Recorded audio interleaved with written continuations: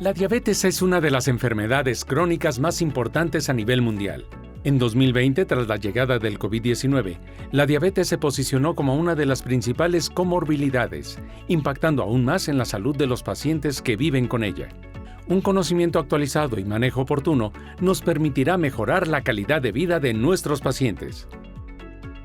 Laboratorio Silanes, comprometido con la educación médica continua, trae para ti Diabetes, del paciente al experto.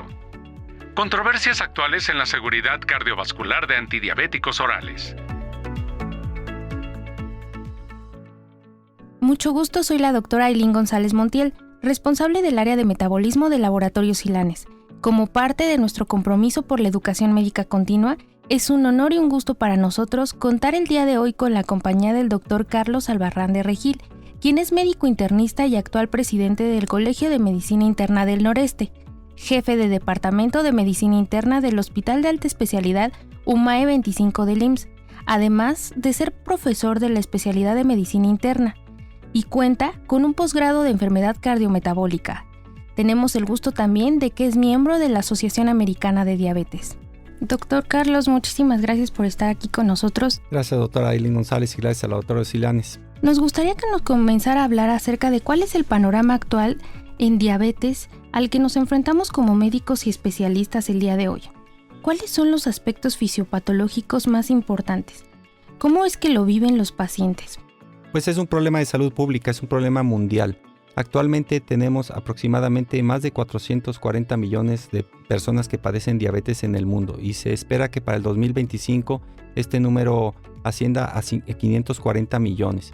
Lamentablemente es una enfermedad que afecta al adulto joven, al adulto en edad productiva, principalmente entre los 40 y 59 años y afectando directamente con su expectativa de vida. La mayor parte de los pacientes con diabetes mellitus mueren por enfermedad cardiovascular y una tercera parte de ellos mueren por insuficiencia renal. El 50% de los pacientes con diabetes mellitus padecen algún grado de neuropatía y eso de alguna manera afecta en su calidad de vida. Perfecto, doctor. ¿Cuáles son los aspectos fisiopatológicos más importantes? ¿Cómo es que lo viven los pacientes? ¿Podría comentarnos algo al respecto? Pues esto es un proceso evolutivo, ¿verdad? El paciente que padece diabetes mellitus inicia obviamente con un problema de prediabetes en el cual va a cursar aproximadamente de 4 a 7 años, que el paciente va a cursar con resistencia a la insulina, hiperinsulinemia, hiperglucemia postprandial leve, pero va a mantener glucosas en ayuno dentro de parámetros normales, menos de 100 miligramos por decilitro. Y se pudiera detectar en esta etapa que le llamamos prediabetes o intolerancia a los carbohidratos, glicemias postprandiales arriba de 180 una hora posterior a la ingesta de alimentos.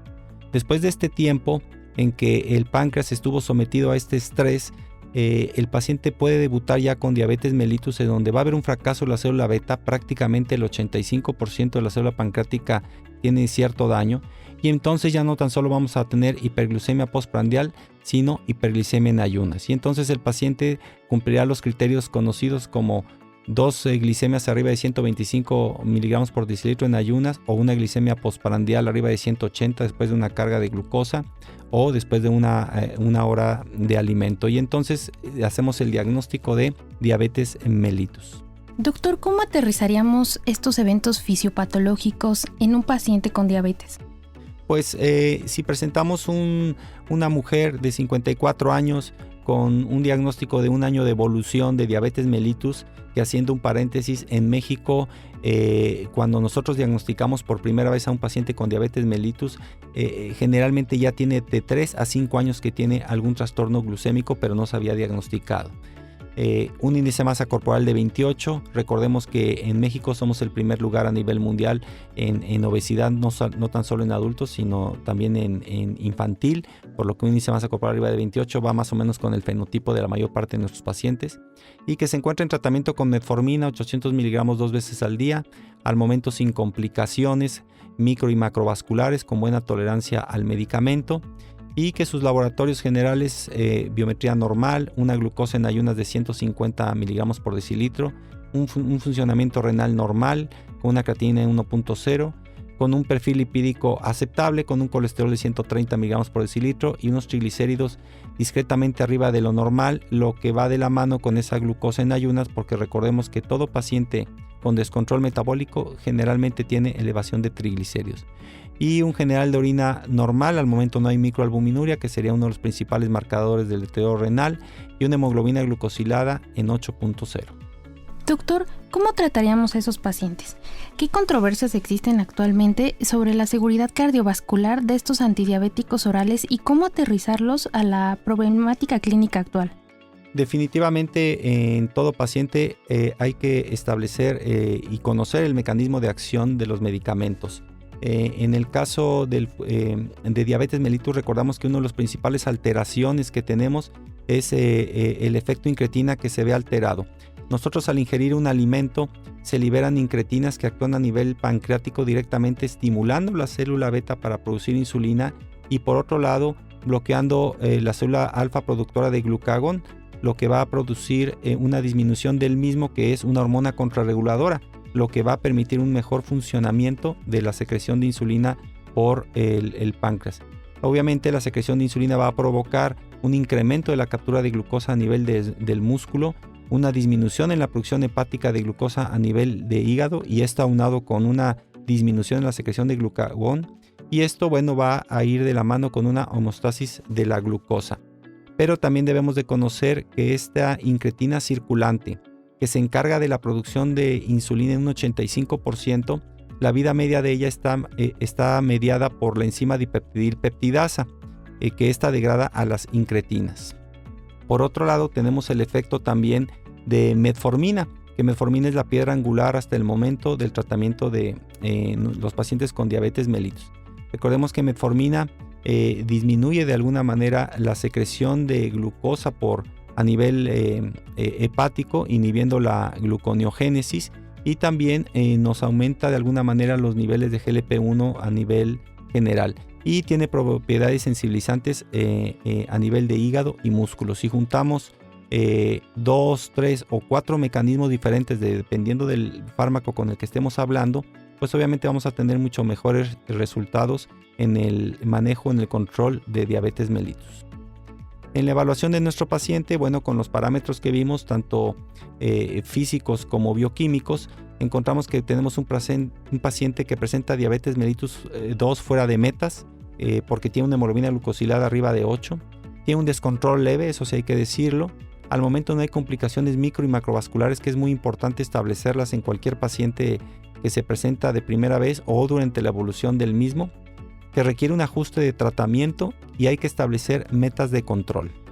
Las ventajas potenciales del tratamiento combinado de manera temprana están bien establecidas. Son pocos los pacientes que realmente se pudieran beneficiar de monoterapia. El uso de dosis más bajas de agentes individuales nos va a permitir tener una mejor tolerancia a los medicamentos y al tratamiento. Al combinar medicamentos, eso nos va a permitir tener un logro más rápido del control glucémico con una mejor tolerancia. Y de manera aditiva hay que tratar múltiples defectos centrales con modos de acción complementarias. Hay medicamentos que se pueden combinar con la mayoría de los antidiabéticos orales y eso nos da una flexibilidad y una facilidad para poder manejar a nuestros pacientes. Doctor, muchísimas gracias. Creo que eso es muy, muy interesante y sin duda nos ayuda a entender un poco más la fisiopatología y los aspectos esenciales para abordar a un paciente con diabetes. ¿Cuál es el manejo actual que tienen las guías? Sí, las guías nacionales, internacionales, se basan generalmente en estudios previamente establecidos. Y esto fue a raíz en el 2007, en donde se establece por la FDA una norma para todos los fármacos en diabetes mellitus que tienen que demostrar seguridad cardiovascular. Y entonces tenemos estudios con inhibidores de la DPP4, tenemos estudios con inhibidores de la SGLT2, estudios de seguridad cardiovascular con GLP-1, para realmente poder utilizarlos con mucha seguridad. Y entonces ya las guías incluyen muchos de estos fármacos que han superado estas pruebas donde se han realizado sus estudios de seguridad cardiovascular. La mayor parte de ellos, en el caso de los inhibidores de la DPP4, son neutrales, es decir, mostraron no inferioridad conforme al placebo, No hay un beneficio cardiovascular como tal, pero no son tóxicos, no presentan algún fenómeno deleterio desde el punto de vista cardiovascular. Tenemos en el caso de los GLP-1, hay algunos que no solo han demostrado neutral, sino que algún beneficio desde el punto de vista cardiovascular, como son liraglutide y semaglutide. Y en el caso de los SGLT2, prácticamente la mayor parte de los estudios han superado esta prueba de neutralidad, siendo positivos en cuanto a un beneficio cardiovascular o cardiorrenal. Las guías a nivel mundial y sobre todo la Asociación Americana de Diabetes establecen parámetros objetivos, metas, dependiendo de las características propias de cada paciente. Es decir, nos aconsejan individualizar en cada paciente la situación de cada uno de ellos y en base a esa individualidad establecer una meta. Una meta de hemoglobina glucosilada arriba de 7, menos estricto, por debajo de 7, mucho más estricto, dependiendo de los riesgos potencialmente asociados con hipoglicemia y otros eventos adversos medicamentosos. La evolución de la enfermedad, aquellos pacientes que tienen una enfermedad que ha evolucionado mucho tiempo, debe de ser menos estricto. La expectativa de vida, y nos vamos ubicando un poquito en nuestro caso clínico, si es larga o es corta, y en base a eso establecemos nuestra hemoglobina glucosilada como objetivo. Las comorbilidades importantes, si el paciente ha sufrido un evento cardiovascular, un evento vascular cerebral, si tiene un infarto agudo, si tuvo un infarto agudo al miocardio, si tuvo una amputación. Las complicaciones vasculares establecidas, hablamos del daño micro y macrovascular. La actitud del paciente y el esfuerzo de tratamiento que él realice, porque tenemos pacientes que no están motivados, que lamentablemente no tienen el apoyo familiar. Bueno, en ellos no se puede ser muy estricto. Y los recursos y sistema de apoyo. Entonces nosotros establecemos metas muy estrictas para el paciente que tiene poco riesgo de hipoglicemia, que se ha diagnosticado en los últimos 5 años, que la expectativa de vida es larga, que no tiene comorbilidades importantes y aparte no tiene complicaciones vasculares establecidas, y que la actitud del paciente, sus ganas de estar en metas, en objetivos, en entender la enfermedad, bueno, esos pacientes debemos de llevarlos un control más estricto, de manera contraria al paciente que tiene riesgo de hipoglucemia, con una evolución de la enfermedad de largo tiempo, con corta expectativa de vida por las complicaciones microvasculares que haya tenido y que lamentablemente no existe el apoyo familiar, incluso depresión, soledad. Bueno, esos pacientes debería ser uno menos estricto, porque el riesgo de llevarlo a una hipoglucemia con las consecuencias de una complicación cardíaca son elevadas. Y entonces nosotros tenemos varios medicamentos antidiabéticos inyectables, orales, y que todos nos producen de alguna manera, en mayor o menor medida, algún efecto secundario. Tenemos metformina, GLP-1, SGLT2, DPP-4, tenemos también inhibidores de alfa-2 glucosidasa, las tiazolinendionas, los secretagogos como sulfonilureas, colesevelan y la bromocriptina, insulina, y que todos de alguna forma tienen diferencias en cuanto a efectos secundarios y potencia. Y entonces nosotros debemos de elegir en esta gráfica que presentamos qué medicamento y qué esperaríamos de ese medicamento, qué estar vigilando. O en el caso, por ejemplo, de los inhibidores de DPP-4, la mayor parte son neutrales. En el caso de las sulfonilureas hay que estar vigilando, por ejemplo, hipoglucemia. Recordemos que las sulfonilureas son las más utilizadas a nivel mundial. Prácticamente el 60% de los pacientes con diabetes mellitus utilizan sulfonilureas. Si utilizamos metformina, pues tendremos que estar vigilando en este caso el peso, el funcionamiento renal y que no existan sintomatología gastrointestinal como un efecto secundario. Dicho sea de paso, recordemos que el 15% de los pacientes que son sometidos a metformina tienen intolerancia o algún dato intestinal, y solo el 5% presentan intolerancia al medicamento. Entonces todos los fármacos tienen su beneficio, su potencia, pero también tienen efectos secundarios y que hay que conocerlos. Las guías, en este caso la Asociación de Endocrinólogos Clínicos, recomiendan iniciar como monoterapia en todo aquel paciente que tenga una hemoglobina glucosilada menos de 7.5, y de mayor a menor importancia nos recomiendan metformina como piedra angular. Y si por alguna razón hay alguna contraindicación para utilizar metformina, pues podemos utilizar un inyectable como un GLP-1, o un tratamiento oral como un inhibidor del SGLT2 o un inhibidor de la DPP-4. También podemos utilizar tiazolinendionas. Recordar que están contraindicadas en pacientes con insuficiencia cardíaca o en pacientes que tienen edema porque el 8% de los pacientes que utilizan tiazolinendionas pueden presentar edema. Los inhibidores de alfa-2 glucosidasa, que el 50% de ellos presentan alteraciones gastrointestinales, principalmente distensión y diarrea. Y las sulfonilureas, que la alerta principal es sobre hipoglucemias. Si el paciente tiene una hemoglobina glucosilada más de 7.5, lo ideal es iniciar con terapia doble, que sería metformina y asociar con alguno de los medicamentos que acabamos de mencionar, y cada uno de ellos variará en su disponibilidad, en sus efectos secundarios que pudiéramos tener, en la manera de aplicarlos, obviamente en la accesibilidad que se tenga para estos fármacos, pero todos ellos varían en su mecanismo de acción.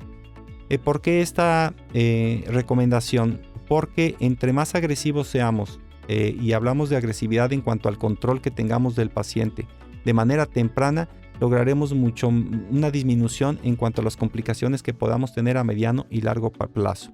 Si después a 2 a 3 meses no se logra el control metabólico de nuestro paciente, tendríamos que elegir una terapia triple, que sería metformina, alguno de la columna 2 que hayamos escogido, y agregar un tercer fármaco diferente a los 2 previos que habramos elegido. Si el paciente lamentablemente tiene una hemoglobina arriba de 9, lo ideal es iniciar con insulina, y dependiendo del control que siga en el futuro el paciente, podemos continuar con insulina o switcharlo incluso a un tratamiento oral. Las guías de la Asociación Americana de Diabetes, hablando del tema de individualizar, pues también comparte de alguna manera el llevar a los pacientes a un control dependiendo de las complicaciones, de la expectativa de vida, del tiempo de evolución que tenga, pero debemos de elegir la terapia dependiendo de lo que principalmente prevalezca en nuestro paciente. Posterior a metformina, si nuestro paciente prevalece una enfermedad aterosclerótica o una enfermedad cardíaca, en este caso insuficiencia cardíaca o renal, tendremos que elegir un tratamiento que haya probado de alguna manera un beneficio cardiovascular o un beneficio renal. Hablamos en este caso de un GLP-1 o de un SGLT2 desde el punto de vista de las alteraciones de enfermedad aterosclerótica, o en los pacientes que tienen falla cardíaca predominantemente o insuficiencia renal, tendríamos que elegir un fármaco que, como un inhibidor del SGLT2, que haya demostrado beneficio en este tipo de órganos. Si no se logra el perfil metabólico que nosotros establecemos como meta, pudiéramos agregar otro medicamento que, si bien no ha logrado un beneficio en este aspecto, puede ser considerado como neutral. Y entonces, en el caso de los pacientes con enfermedad aterosclerótica donde predomina esta alteración, podemos considerar agregar un GLP-1 si es que no lo habíamos elegido inicialmente, o un SGLT2 o un DPP-4, incluso insulina basal, una tiazolinendiona o una sulfonilurea, en ese orden. Y por el otro lado, si prevalece la insuficiencia cardíaca o la insuficiencia renal, bueno, podemos elegir algún tratamiento como un DPP-4, insulina o sulfonilureas. Si nuestro principal problema es que queremos minimizar hipoglucemia, tendríamos que elegir un fármaco donde el riesgo de hipoglucemia es mínimo, como sería un inhibidor de DPP-4, un análogo de incretinas, un inhibidor de SGLT2 o una tiazolinendiona. Y si no logramos el control metabólico, bueno, tendríamos que elegir otra terapia combinada en donde el riesgo de hipoglucemia sea bajo, que pudiera ser un SGLT2 o una tiazolinendiona con un DPP-4, o en el caso de GLP-1, un SGLT2 o una tiazolinendiona. Recordemos que nunca debemos de combinar un GLP-1 con un DPP-4. Si el principal objetivo es que el paciente pierda peso, tendríamos que elegir una terapia que haya demostrado principalmente ese efecto, como pueden ser los inhibidores, los análogos de incretina y los inhibidores de SGLT2. Y si nuestro principal problema es el costo, que eso es un problema a nivel mundial, bueno, tendríamos que elegir una terapia como sería una sulfonilurea o una tiazolinendiona. La realidad es que nuestros pacientes nos vienen con una combinación de cada uno de estos aspectos, y nosotros tendríamos que priorizar cuáles son los problemas de nuestro paciente y en base a eso elegir nuestra terapia. Perfecto, doctor. Sin duda, mantenernos muy actualizados y teniendo en cuenta todos los aspectos esenciales para abordar a nuestros pacientes nos va a ayudar a ser mejores médicos. Doctor, ¿cuáles son las metas que tenemos como médicos, objetivos que tenemos nosotros que cubrir? ¿Cómo son las necesidades actuales del tratamiento en seguridad cardiovascular de nuestros pacientes con diabetes? ¿Qué podemos concluir al respecto? Bueno, que definitivamente hay que buscar objetivos metabólicos Tolerancia, obviamente, el tratamiento, porque los fármacos pueden ser muy potentes, pero lamentablemente podemos encontrar algún efecto secundario que esto impida que el paciente tenga una buena adherencia. Y definitivamente, basado en los estudios que han salido de cada fármaco que estamos utilizando, buscar la evidencia que haya seguridad cardiovascular, incluso beneficio cardiovascular.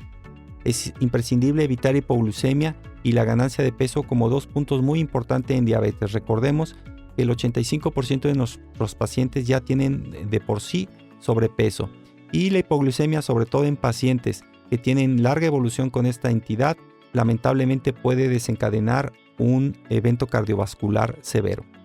Las combinaciones fijas es importante buscarlas porque esto nos va a permitir mejorar la adherencia.